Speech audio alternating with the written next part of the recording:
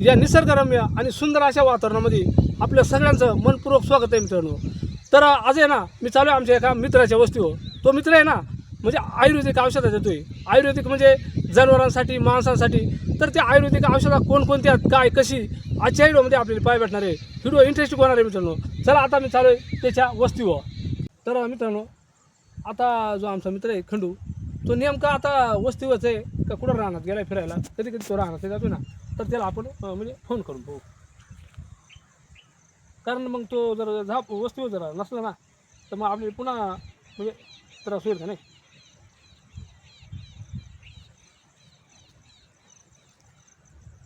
Hello. हा बोल ना मारुती. कुठे आहे? हाय राहणारच आहे. राहणार आहे. हा आणि मग जा पाहू नाही ना. जा पाहू ना इकडं राहणार आहे. बरं मग तुमचा कुत्रा आलाय मला सांगा इकडं. तर तुम्ही इकडे पुढे आहेत का असं? हा ते कुत्रा नाही का आहे ते त्याच्या पुढे आहे तिकडं. काय करायला गेलं ती? ते असं तर औषधा पाहायला गेलोय. हां निघालं का औषधा? निघाली नाही आता चालू आहे तिकडे औषधा काढायला. हां पण मग औषधा काढायच लागत ना आपण आयुर्वेदिक औषध येतोय ना. बरं चालेल मग मी आलो तिकडं. हा हा चालेल चालेल ये मग जवळ आले फोन कर. हा ठीक आहे. हा तर आता आपण एकदम इकडे जवळ पोहोचलोय. आमचा जो मित्र आहे ना खंडू तो तिडे पहा.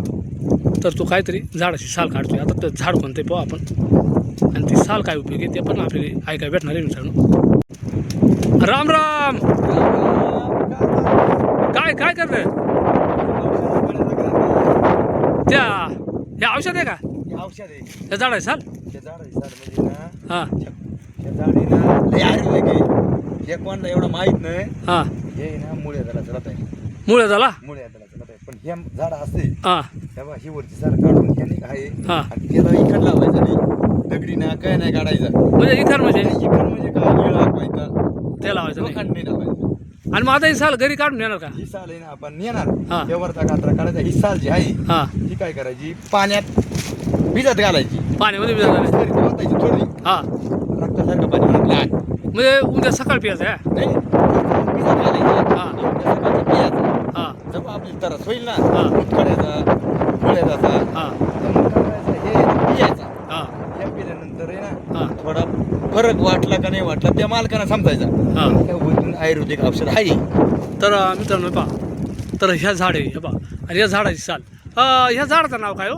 याचं नाव आहे ना कुंभई. कुंभई का? कुंभई आहे या झाडाचं नाव कुंभई आहे. हां हे आयुर्वेदिक औषध आहे. एक नंबर झाला तरी म्हणजे माणसानं चालतं जनावरांना चालतं.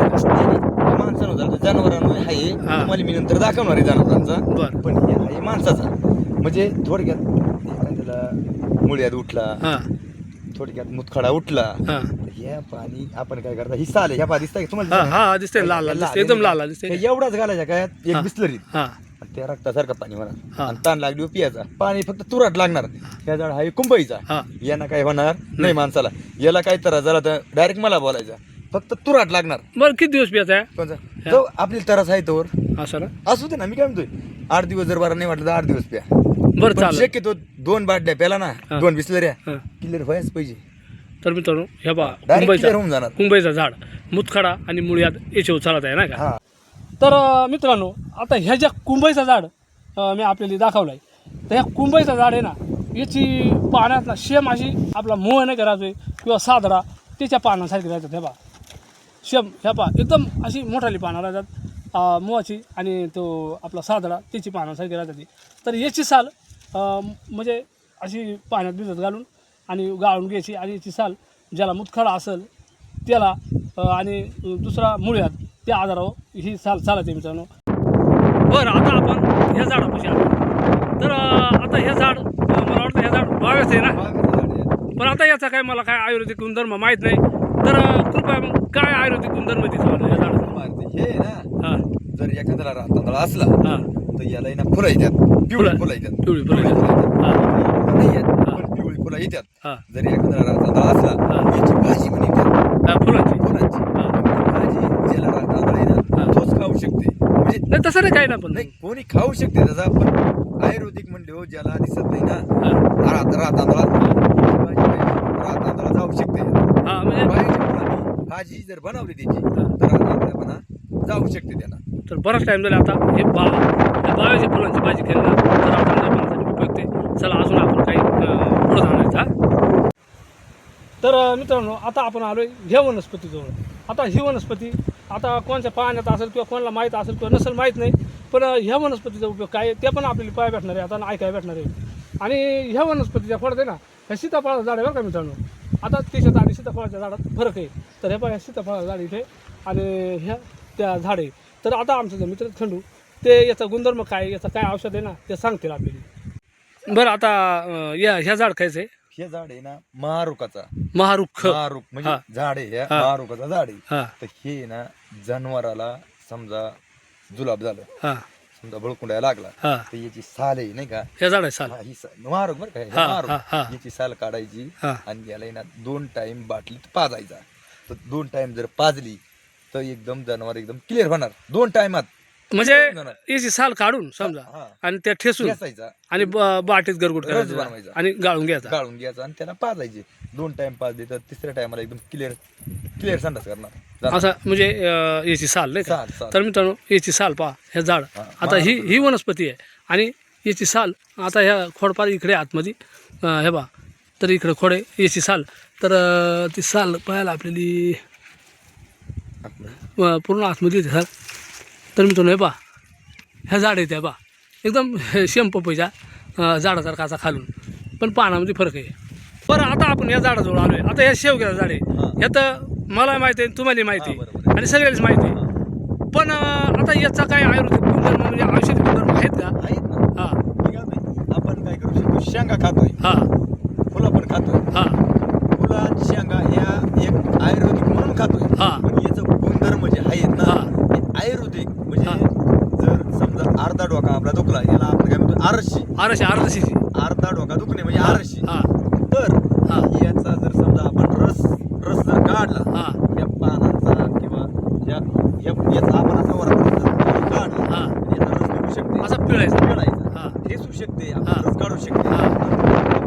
नागपुडीत पिळायचा आपल्या. त्यांच्या नागपूर एकाच का दोन्ही? हां आपली कच्ची बाजू दुखत आहे, हां त्या बाजूला उजवी डावी हां. जी दुखत असेल ते तेच नागपुडीत पिळायचा. हां आणि कशी आरशी असो, डोका दुखत असला अर्धा क्लिअर होऊन जाणार. पण 2 थेंब याच्यावर जास्त टाकायचं नाही आगोत आहे. हा हा डायरेक्ट डोक्यात ते मस्त हा, हा, आग होणार. बरोबर आहे. पण एकदम क्लिअर होणार. तसा काही प्रॉब्लेम होणार नाही, दुसरा काही आजार होणार नाही. फक्त एवढं करायचं, 2 थेंब आहेत ना, हे मोटर जो अर्धा डोका आहे ना, ही साईड होती ना, हा. या साईडच्या नागपूर टाकायचं, ही साईड नागपूरच्या साईडला वाटायचं. तर मित्रांनो हा आहे शेवगा. तर याच्या आपण शेंगा खातोय आणि फुलांची पण भाजी खातोय, पण याचा दुसरा आयुर्वेदिक गुणधर्म आपल्याला माहीत नव्हता. तर आता आपल्या मित्राने आपल्याला सांगितलं आहे. तर त्यानंतर आहे ना आपण आता आलो ह्या पेरूच्या झाडाजवळ. आता पेरूचं झाड हे सगळेच माहिती आहे. तसे या निसर्गातल्या ज्या वनस्पती आहेत ना ते सगळेच माहीत आहेत, फक्त त्यांचा औषधी गुणधर्म आपल्याला माहीत नव्हतं का नाही. ह्या जे झाड आहे ना, हां याचा काय उपयोग आहे ह्या तुम्हाला मी सांगतो. हां ऐका, एखादीची दाढ जर दुखली हां आणि तोंड जर आला, ह्या एक. आणि आता जुनी पद्धत सांगतो, आपण काय म्हणतोय हगवण, म्हणजे रक्ती हगवण म्हणा, अशा काही गोष्टी लय होत्या. प्रकार राहतात. हा, हे प्रकार आहेत. हा. आता काय म्हणशील बाबा हगवण म्हणजे काय, हां रक्त डिसेंट्री. डिसेंट्री हा शक्यतो बाबा काय जुलाब असा रक्ती हगवण लागणे, हां हे त्याला पण चालत आहे. म्हणजे ह्या 2-3 वस्तू 2-3 आजार हे चालत आहे. पण मग कसं काय असं त्या? नाही खाता नाही ना. ऐका, तुम्हाला मी काम दाखवतो. ऐका, हे आहे ना, ह्या पेरूचा पाल आहे. हां हे बघ, तुमच्या देखत काढला, ह्या पेरूचा झाड आहे, हां हे डायरेक्ट खायचा. फक्त तुरट लागत असेल ऐका, थोडा. तुराट लागत आहे. हे पहा, दाताली दाढ जर दुखत असेल हां. तर दाताली एकदम आराम देणार, किंवा दाढ जर दुखत असेल तर दाढीली. आणि आपण काय म्हणतोय हगवण. हां. ऐका, हगवण म्हणजे तो एक थोडा तो वेगळा प्रकार आहे, पण म्हणायला थोडा वेगळा ऐका, वाटतं. हगवण म्हणजे काय, रक्ती हगवण हां म्हणजे रक्ती हगवण म्हणजे संडास प्रस्ताव आणि म्हणजे असं हां जुलाब हां हां बरोबर. ह्यो एक प्रकार राहतोय. तर त्या गोष्टी आहेत ना, यांना क्लिअर होऊन जाणार. हां, हे बरोबर. पेरूचं झाड हां. आहे, याला काही प्रॉब्लेम येणार नाही. आपण नाही खातोय ना याचे. आपण अहो, याला काहीच होत नाही. अहो, मी काय म्हणतो, तुराट लागणार फक्त बिंदाच खायचा, पण कवळं शेंड खायचं. कवळं शेंड खायचं. हां. हे आता हे असं निबार. हे अशा हां. पद्धतीने. आता फुटलाय ना, हां असा खायचा. बरं, तुम्ही एक औषध नाही सांगितलं जनावरांचा? हा नाही, आहे ना औषध. हां. ते औषध आहे ना, तुम्हाला मी लगेच दाखवतो. हां. ते औषध असं राहत आहे, हां. जनावराला टिवा लागला. हां टिवा लागणे म्हणजे कसा, त्याचं पाराक आली पाहिजे. हां तेव्हा लाळा गाळणार, आणि जर तोंडात आपण बोट घातला जनावराच्या हां. आणि वास घ्यायचा, घाण वास येणार, त्याला टिवा म्हणतात. हां आणि मग त्या टिव्याला आहे ना, हां. आपण औषध सांगतो 2 तासात टिवा जनावराचा क्लिअर होणार. डॉक्टरची सुद्धा गरज नाही. नाही. तर बरं, त्या चला. टिव्याचं औषध मी दाखवतो लगेच तुम्हाला. हां हां हे बा, हे आहे टिव्याचं औषध. हा हे आपण कसं करणार, घरगुती देणार. हा हे झाड आहे कसे म्हणजे रान झाड आहे हा. ह्या कवायने निघत, आता पाऊस पडलाय आपल्या का निघतो ह्या झाड. हा तर ह्या झाडाचं आहे ना 2 तासात टिवा लागला तर जनावर क्लिअर होत आहे. पण याचं गुणधर्म मी सांगतो. हा हे औषध समजा हे आपण काढला, हा हे काय करायचं, याचा रस करायचा. हा रस करून हा नाकात दोन्ही नाकपुड्यांमध्ये पिळायचा जनावरांच्या जनावरांच्या. हा. इकून 2-4 थेंब, तिकून 2-4 थेंब. हा त्या पिळला, हा त्या मस्तकात वर गेला पाहिजे. हम्म. आणि ते वरचं चरपाट राहील समजा ह्या पाल्याचा जे राहिला रसवंती हा, मागची, हा, हा. ती शिंगाला चोळायची. शिंगाला दोन्ही वरच्या- शिंगाली? दोन्ही शिंगाली चोळायची. हा ती शिंगाला चोळून आणि जनावरावरून मागून उतरून फेकून द्यायचा. 2 तासात जनावर कसाय पसरेला असू द्या, नीट होणार एकदम क्लिअर. म्हणजे टीव्हीला जनावरला खाता येत नाही, नाही टीव्ही ना म्हणजे डायरेक्ट पांगळा होणार. पांगळा येऊन पांगळा होणार, काही वेळेस पसरू नाही घेणार. हा. आणि लगेच जर झाला तर लगेच त्याचा जर त्याला पारख आहे ना, पारखीवाल्यानं असा विचार करायचा का तोंडात बोट घालायचा हा आणि त्याचा वास घ्यायचा. जर घाण वास आला तोंडाचा हं. तो टिवा ओरिजिनल का याला टिवाच लागलाय. आणि जर समजा वास नाही आला, हं. आपण काय करणार, कानाला हात लावणार. हा कानाचा असा नेम राहतं, टिवा आल्यानंतर गरमच कान राहतोय. हा आणि जर गार कान पडला हा. तर त्याला किडावला म्हणतात. हा किडा म्हणजे येणे काहीतरी बुवा बाहेरचा, दौश डंऊस, हा. वीज बाधा काहीतरी जुने तवा लय टिवेचा प्रकार आहेत. हा समजा आपण मी काय सांगितलं तुम्हाला, जनावराला टिवा लागला त्याची पारख कशी करायची, हा जनावरच्या तोंडात बोट घालायचं, हा आतून दाड दाढीत बोट घालायचं आणि वास घ्यायचा. हा वास जर घाण आला, घाण म्हणजे एकदम घाण हा, आहे हा, त्याचा वास, त्याचा घाण वास आला तर आपण समजाय का याला टिवा लागलाय. हा. आणि जर वास नाही आला तर मग त्याचा दुसरा आजार समजा. दुसरा आजार समजायचा. तर ह्या आहे टिव्याचा औषध. तर मित्रांनो जनावरांसाठी हा टीव्हीचं औषध फक्त ह्याच टायमाला निघत आहे ना? हा हेच टायमाला निघत आहे. मग कधी भेटत नाही. नाही कधी नाही तर बा मित्रांनो झाड पाहून घ्या आणि ह्या आमच्याकडेच भेटेल. तुमच्याकडे जर कुठं भेटलं तर तुम्ही औषध करू शकता नाही का? करू शकता. हा तर मित्रांनो आज आपल्याली आमचे जे मित्र आहेत ती खंडुटे, त्यांनी बरीचशी काही आयुर्वेदिक औषधं दाखवली. पण आता बऱ्याच मित्रांनी काही शंका असेल की आता हे औषधं एवढी दाखवतात किंवा काही औषधं यांच्याकडे रामबाण आहे ती त्या जंगलातून आणायला लागतात. तर बरेच मित्र म्हणतील तुम्ही याचं पैसे घेतात का काय, तर कृपया तर तुम्ही याचं किती पैसे घेता या झाडांचं? नाही आपण कसं आहे, आपला आयुर्वेदिक आपण असा देतोय 1 रुपया सुद्धा कोणाकडून घेत नाही.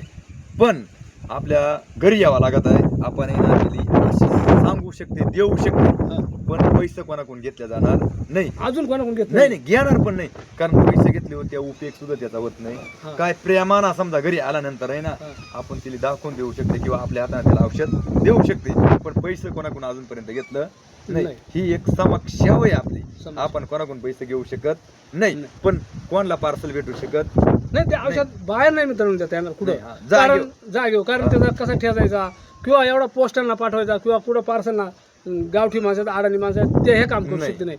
ज्याला लागत असेल आणि त्यातून सांगतो मित्रांनो का फुकट देतोय आपण, तर समजा ही एक समस्या आहे आणि जर औषध दिला कोणाला गुण नाही आला, कदाचित अचानक काय आजार एक जुनं राहतच बाळवलेलं नाही का, कदाचित कोणाला गुण येत आहे, कधी काय वेळा एखाद्या डॉक्टर सुई मारली तर तिथं फरक नाही पडत, दुसऱ्या दवाखान्यात जायला लागत आहे. म्हणून कधी कधी गुन्हा येत नाही, पण आपण पैसा सुद्धा घेत नाही कोणाकडून. ही एक समस्या करतोय. ऐका ना. तर तुम्हाला नाही का मी सांगितलं, मुतखडा आणि मुळ्या ह्या गोष्टी फक्त त्या गोष्टी कसं आहे, आपण समजा जोर फरक पडत नाही ना, तोवर त्या पाणी आहे शेवटी. आपण काय करायचं, आपलं पेन आहे, हा. त्याच्यात ते औषध टाकणे आणि पेन आहे. आता आपण इडून जागेवर करून देऊ शकते किंवा जवळचा एखादा असला तुम्ही ट्राय करा, नसेल तर दुसऱ्या दिवशी परत या, लांबचा जरी असला तरी त्याला आपण इडून औषध करून देऊ शकते. हा तुम्हाला भाड्यालाच पैसे लागतील, इकडे तर नाही द्यायला हा लागतील, आणि आहे का ते भाडे आता कसं आहे शेवटी आपला, आपण घरी आपण काय सांगितलं पार्सल देऊ शकत नाही? कोणाला असं नाही. आपण रुपया कोणाकडून घ्यायचा नाही. नाही. तर असं आहे मित्रांनो पहा. आणि मित्रांनो जर तुम्हाला यांचा नंबर लागत असेल, यांच्याशी कॉन्टॅक्ट करायचा असेल, तर हा समोर जो स्क्रीनवर नंबर दिसतो ना, या समोरच्या स्क्रीनवर जो नंबर दिसतो ना त्याच्यावर आपण कॉन्टॅक्ट करा मित्रांनो. आणि या नंबरवर कॉन्टॅक्ट केल्यानंतर थेट त्यांच्याशी संपर्क होईल आणि काय तुमचा बोलणं होईल ना, त्यांच्याशी म्हणजे काय प्रमाणात बोलणं होईल ते होईल. पण या औषधांचं ते कधीच कोणाकडून अजून पैसे घेत नाही आणि घेतलं पण नाही. आणि अजून काय औषधा म्हणजे आपण दाखवणार आहे ती. तर मित्रांनो अशा प्रकारचा हा एक छोटासा व्हिडिओ आम्ही आपल्यासाठी बनवला. तर मित्रांनो व्हिडिओ कसा वाटला नक्की आम्हाला कमेंटमध्ये सांगा. व्हिडिओ आवडला असेल तर एक लाईक नक्की करा. पुन्हा एकदा जय हिंद, जय महाराष्ट्र.